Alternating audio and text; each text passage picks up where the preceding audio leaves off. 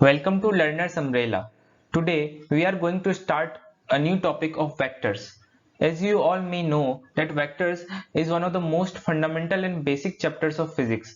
Without this topic, we will not be able to understand any of the further topics in physics. So let us start by vectors.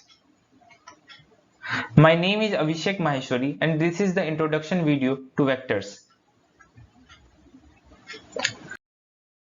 So friends, let us start with physical quantities. What are those and how do we measure them?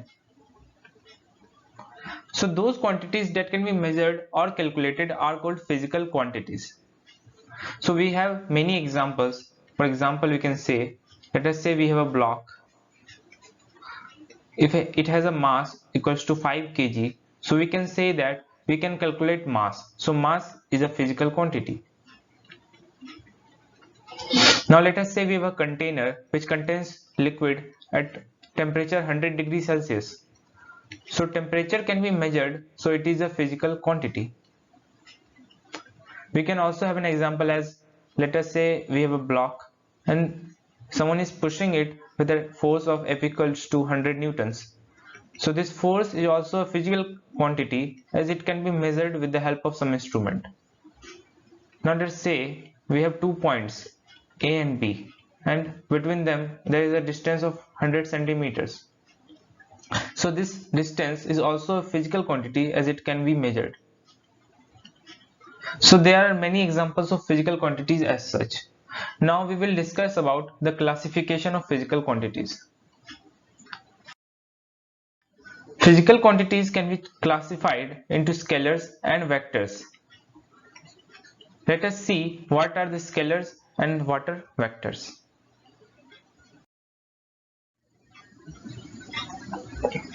Scalar quantities are those quantities that have magnitude only. So what is magnitude? Magnitude is just a numerical value. A numerical value that can be better known as number. Okay. So we have many examples of scalar quantities as mass.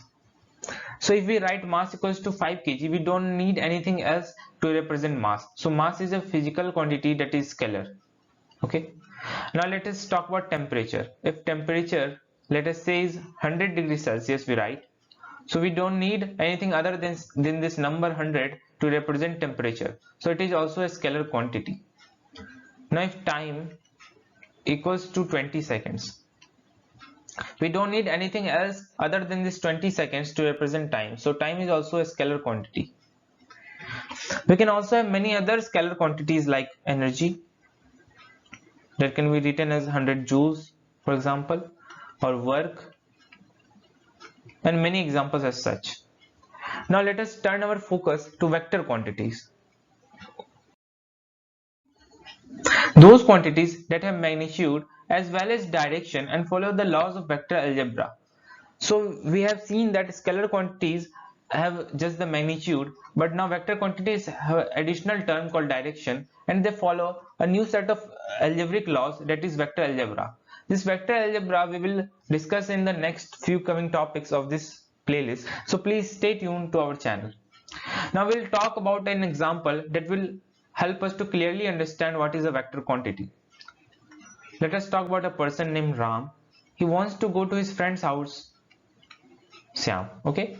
Now he knows that his friend's house is situated at a distance of 5 kilometers, but he does not know in which direction he should move to get to his friend's house. So he moves in some other direction other than his friend's house and he does not reach his desired destination.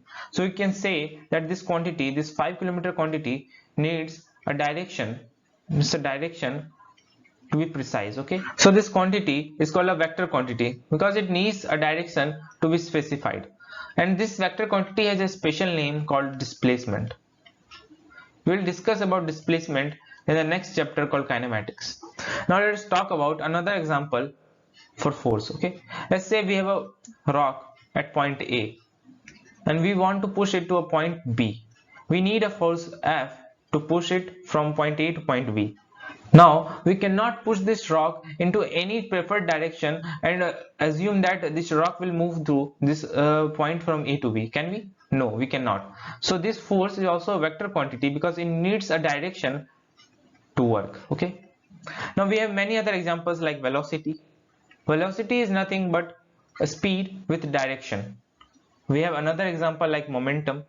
Momentum is mass times velocity, so it is also a vector quantity. We have also acceleration, which is also a vector quantity, which is velocity upon time. So we have seen in this video what are some examples of vector quantities, what are scalar quantities, and I think it has been quite a useful introduction to vectors. In the next few coming topics, we will be discussing about the vectors in details. So please stay tuned to our channel and please subscribe our channel. Thank you.